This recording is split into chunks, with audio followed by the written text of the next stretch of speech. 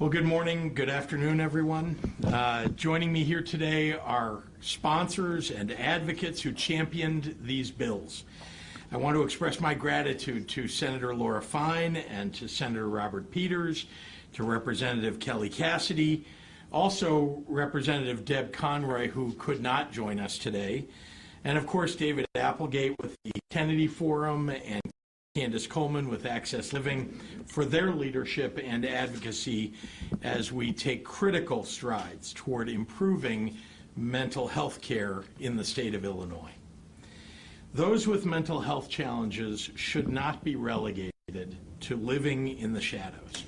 And that's why, as governor, I've sought to reshape a state where policies match those values.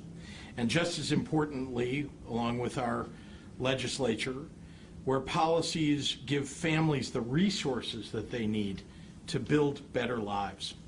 When I came into office, our state had fallen far below national averages for community-based mental health treatment spending.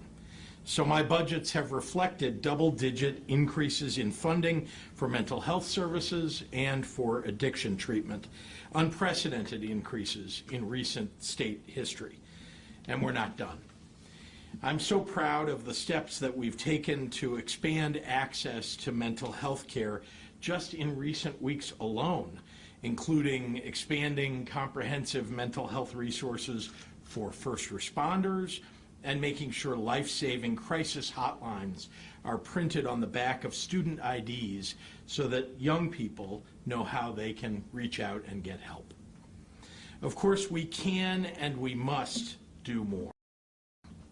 And the COVID-19 pandemic has exacerbated that urgency, with over half of Illinoisans reporting a decline in mental wellness over the past year.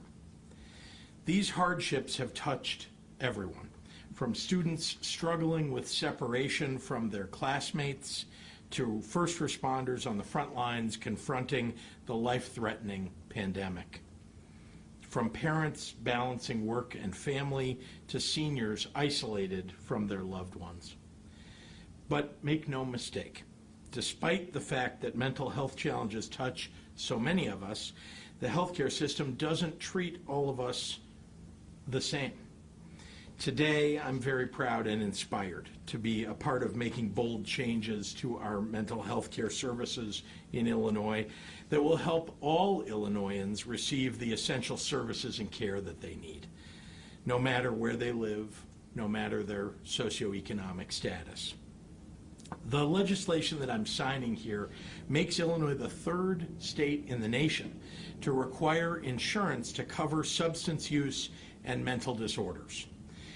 This is a sea change that will not only help Illinoisans get the care that they need, but will reaffirm our commitment to the basic principle that just like physical health, mental health care is essential, not optional. We're taking this nation-leading step while laying the groundwork for yet another. Next summer, when the National 988 hotline will be made available to anyone in the U.S. with a mental health emergency, Illinois will be one of the first states in the nation to mandate full coordination with this vital new resource. As it stands, a 911 call about a mental health crisis deploys law enforcement, not mental health professionals. It's an inefficient and costly use of community resources that puts lives at risk and first responders under increased stress. It sometimes leads to the use of excessive force and restraint against people and individuals who may simply need emergency counseling. And tragically, as the Watts family here today with us knows all too well, it's a response that can become devastatingly fatal. The Community Emergency Services and Support Act, also known as the Stefan Edwards Watts Act, requires all Illinois municipalities to coordinate 911 and 988 services with the goal of prioritizing community care over incarceration or improper use of force when it comes to mental or behavioral health emergencies. In other words, it mandates compassion and I'm very proud that I get to sign this into law today. In the state of Illinois, mental health care should not and cannot be treated as a supplementary or optional service. It's medically necessary, it's life-saving, and it can help address the systemic trauma that has held many communities back for far too long. Mental health care is health care. That's a vital component of a truly equitable and compassionate health system, something that Illinois is now one step closer to building. Thank you, and with that, I'd like to turn it over proudly to one of the great leaders in Springfield and a partner in so many of the good things that we've been able to accomplish, and that's Senator Laura Fine. Senator.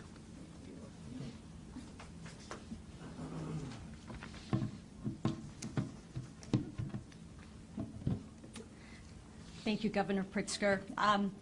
And thank you, everybody, for being here today. I am just so thrilled that in Illinois, we are putting mental health on the forefront. When Governor Pritzker signed HB 2595 into law today, this law will create positive outcomes for so many families in the state of Illinois. It is so important that we sign this legislation because what we'll do is it will show that in Illinois, we are working to eliminate the stigma surrounding mental illness. With committees in both chambers, the House and the Senate, now focusing on mental health, we are supporting all of our friends and loved ones because no family escapes mental illness. This new law will increase access to mental health and addiction treatment for Illinoisans at a moment when the need is at its greatest. The legislation would not be possible without the support from all of my colleagues in the General Assembly, especially, as Governor Pritzker mentioned, my House colleague, State Representative Deb Conroy, who, although she could not be here today, she has been my tireless partner in advocating for the rights of people with mental illness and substance use disorders. I also want to thank the advocates who pushed so hard to make this bill a reality, particularly the Kennedy Forum, Inseparable, and the entire Health is Health Coalition. Illinois is at a critical juncture. We are facing two public health crises right now: COVID-19 and an ongoing mental health and addiction crisis that has made worse this pandemic. I've seen and heard firsthand from so many of my constituents about the challenges that they are facing and that they have an increased need for care. However, too often we've seen that when people try to access treatment, they are wrongfully denied care because their health plan will not tell them it is medically necessary in order for them to receive that care. Rather than covering treatment that people need to treat their underlying conditions, mental health or substance use disorders, they lead to long-term care recovery. So instead of getting it in the short term, we wait until we've reached crisis in order to address these issues. This legislation will stop that, and we will make sure that we head off this disease at an earlier time than waiting until we are in crisis. This puts strong standards on the guidance when it comes to covering medical necessary treatment for people with mental health. Like we discussed when we were passing this legislation, if your doctor told you that you have cancer and you need to receive 8 treatments for chemotherapy, your insurance company would cover those 8 treatments. So why should it be any different for mental health? So with that, I am just so proud of our state and our General Assembly for really taking mental health and bringing it to the forefront and allowing us to help the people in the state of Illinois. So thank you.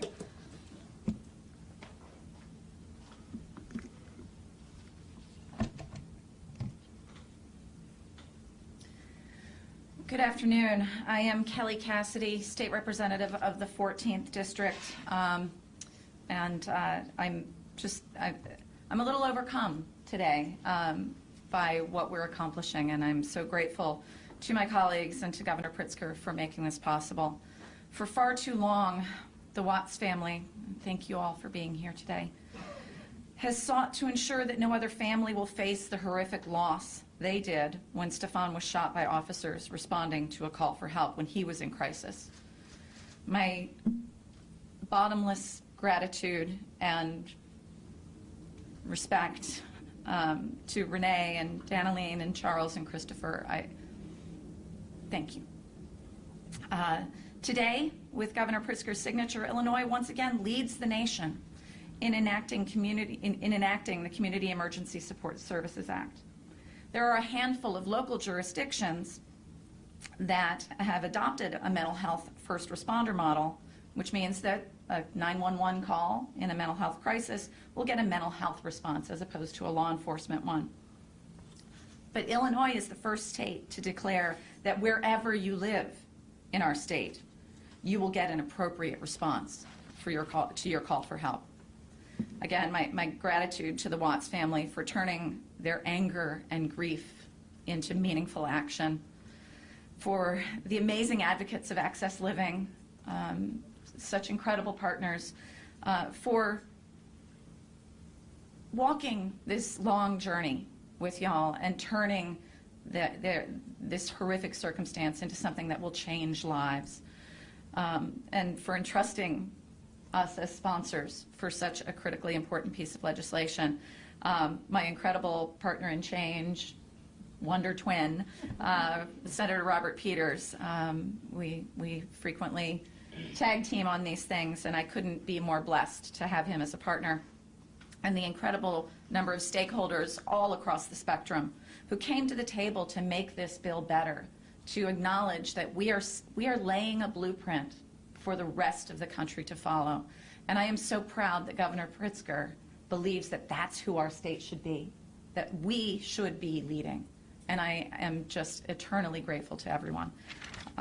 With that, Wonder Twin, Senator Robert Peters. I gotta mess with you every time. Thank you.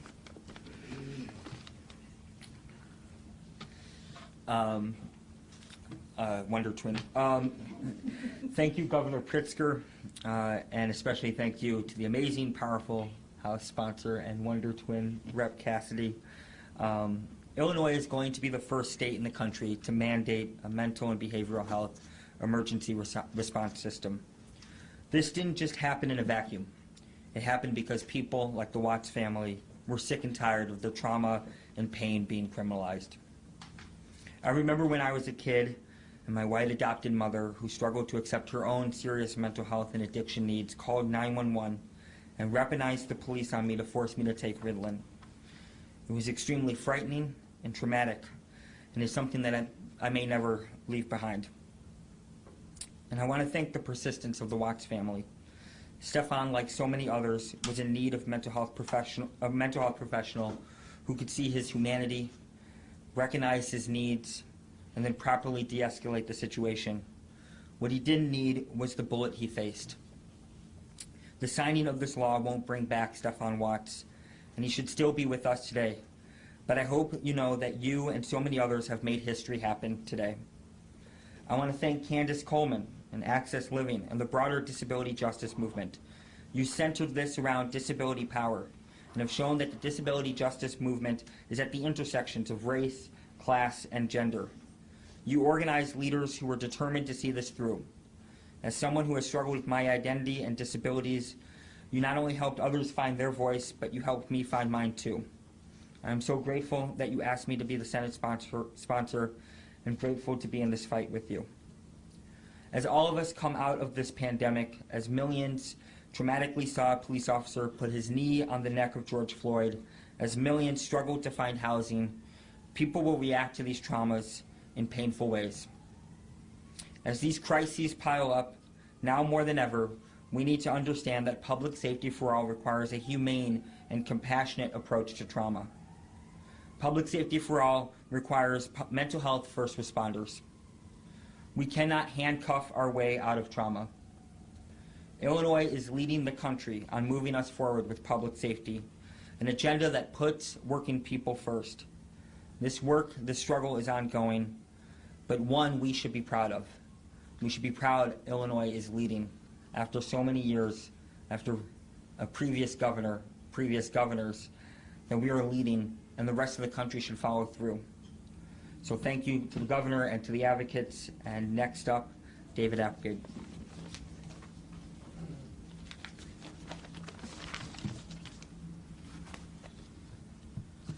Good afternoon, everyone. My name is David Applegate. I'm the Director of State Policy with the Kennedy Forum, Illinois.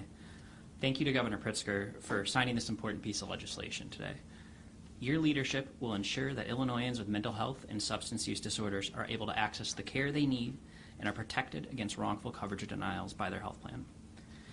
I would also like to thank all the legislators in the Illinois General Assembly who so fervently supported this bill in the spring, particularly the bill's nearly 70 co-sponsors, which included Senator Peters and Representative Cassidy, and most especially State Representative Deb Conroy and State Senator Laura Fine, who are not only the chief sponsors of HB 2595, but who have consistently been steadfast leaders and determined and relentless champions for Illinoisans with mental health and substance use disorders.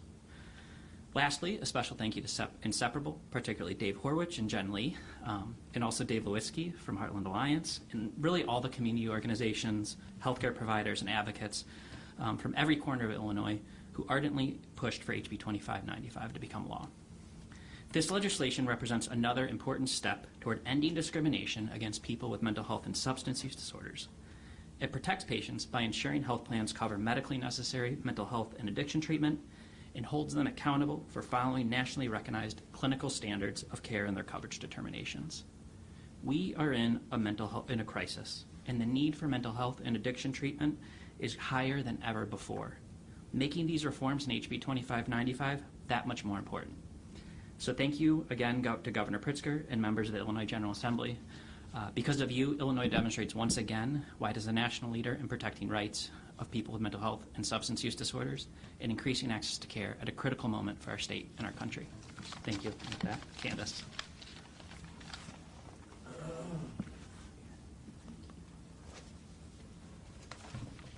Good afternoon. My name is Candace Coleman, and I'm a community organizer at Access Living. Today is historical. Today, CESA becomes law. Today, we start to break down barriers to health care. Today, the people who are today the people who are behind me, the parents, people with disabilities, the advocates, the folks who live through trauma with getting health care, gets justice. Right now in Illinois, if you need help physically, you call 911 and the ambulance comes to you. But if you have a mental health crisis, the police are sent with an ambulance instead, and they can escalate things rather than help, as you've heard many times today. Today, we begin to change that. During an emergency, people with mental and behavioral health disabilities can easily be misunderstood. We've seen how that can end tragically with police killings and unnecessary lockups.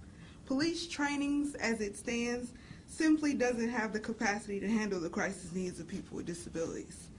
The Community Emergency Services and Supports Act, or CESA, requires 911 to refer calls seeking mental and behavioral health support to a new state service instead of police.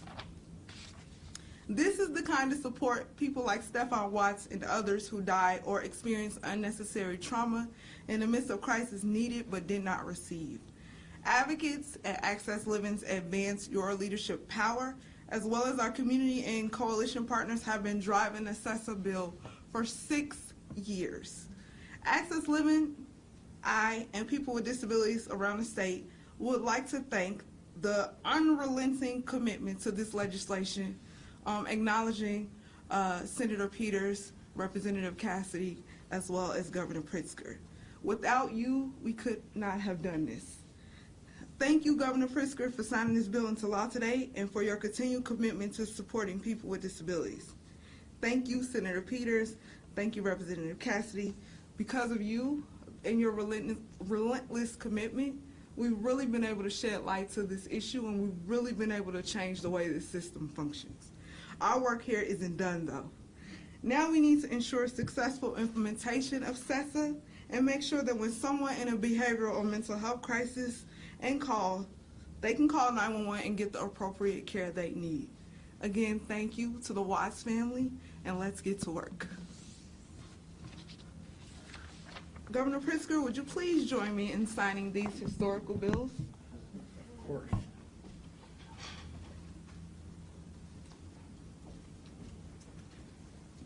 Thank you.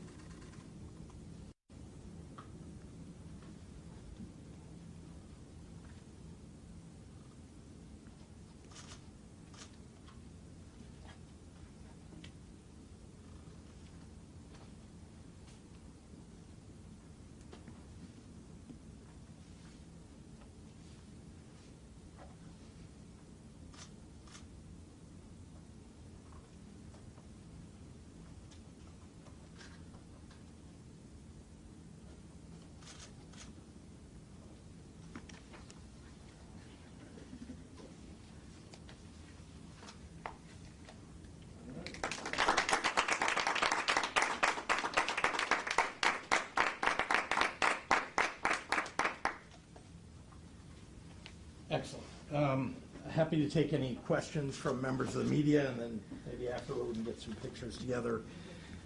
Masks on with the bills in place, so. Governor, Yes, sir.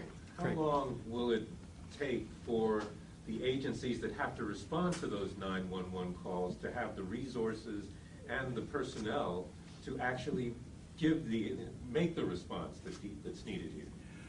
Well, we're beginning that work right away, and then, of course, the kind of merger of the 988 and 911 systems will be fully implemented after June 30 or July 1 of 2022. So that's the goal here, is obviously to be on the same timetable the federal system is, but for us to be up and running completely aligned, 911, 988, as of the end of this fiscal year. Do you want to add to that? Yeah.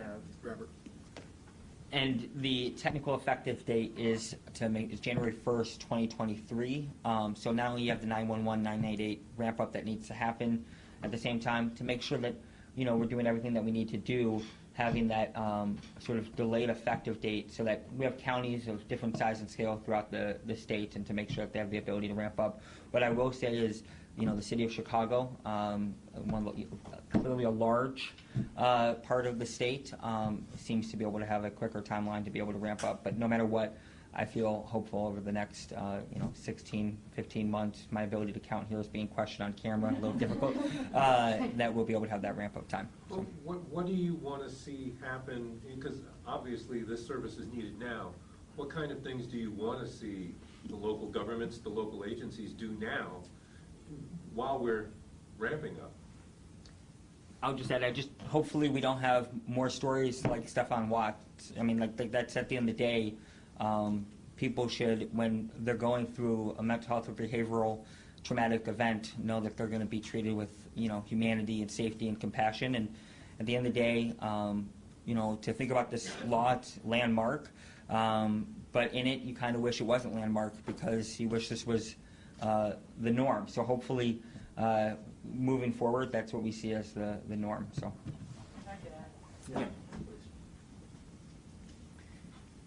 We're seeing around the state lots of jurisdictions experimenting with various approaches. Chicago, there was a story today about Chicago's two-track pilot project where they're doing a co-responder model and a first responder model. So the hope is, frankly, that those pilot projects will get stepped up. They're already in process around the state, but that to shift directly to the first responder model, as the state law will ultimately require, is what we'd like to see. Just so I'm clear, the health insurance aspect of this legislation also goes into effect 2023? No, earlier than that. That's a different bill. Oh, that's okay. Yeah. Kind of off topic, unless someone has time. Sure. Here. With the city of Chicago and Cook County both mandating vaccine for employees, are you any closer to any kind of vaccine mandate for state workers? Well, I want to remind you, we already have been pursuing that with regard to all of our most vulnerable patients, most vulnerable people that are under the care of the state of Illinois. So whether it's in our veterans' homes or it's in our developmentally disabled facilities or others, we basically have been working for several weeks with the unions to talk to them about how we might be able to implement that as of October 4th. And those are ongoing conversations. But most of the unions don't want a vaccine mandate, and there is an election coming up, so is that playing a part in it? Because some Illinoisans, a lot are upset that there's not a vaccine mandate for state employees. You said that should be on a local level, that should be decided on a local level, but yet you're mandating masks for schools across the state of Illinois. No, that's inaccurate. So let's start with the fact that we're working with the state employee unions to, in fact, to implement some kind of vaccine mandate. So that I just was talking about moments ago, and we're going to continue to encourage people to get vaccinated. I also am firmly of the belief that local governments should pursue, as they believe appropriate, getting vaccines into the arms of the people who work in their local or county governments. And, we're going to continue to look at what we need to do at the state level to expand either mask mandates or vaccine mandates, again, based upon the need to lower the pressure on our hospitals. We now have in Southern Illinois almost no ICU beds available. And there are 3 in Region 5. There are also 3 other regions of the state, 3, 4, and 6, where there are a minimal number of ICU beds that remain, and they're moving personnel around to try to deal with that. We also, at the state level, have provided personnel specifically to Southern Illinois, because a lot of when you read about the number of beds that are available in a facility, it's really about how much staffing is available. It's not so much about the space that they have in their hospital. It's do they have the nursing staff and other support staff. So you, the state is in negotiations with the unions for a vaccine mandate for all state workers, or just a subset of workers? No, we've begun with, when you say a subset, these are the most vulnerable situations where we have staff that are dealing directly day to day with people who really have no choice but to be in those facilities and in very close direct contact with staff. And so, again, we're continuing to try to get everybody vaccinated across the state, including state workers. And as I said, a lot of the decisions that we've had to make about increasing our mitigations have been about making sure that we're keeping everybody across the state safe, but especially making sure that our hospitals are not overrun.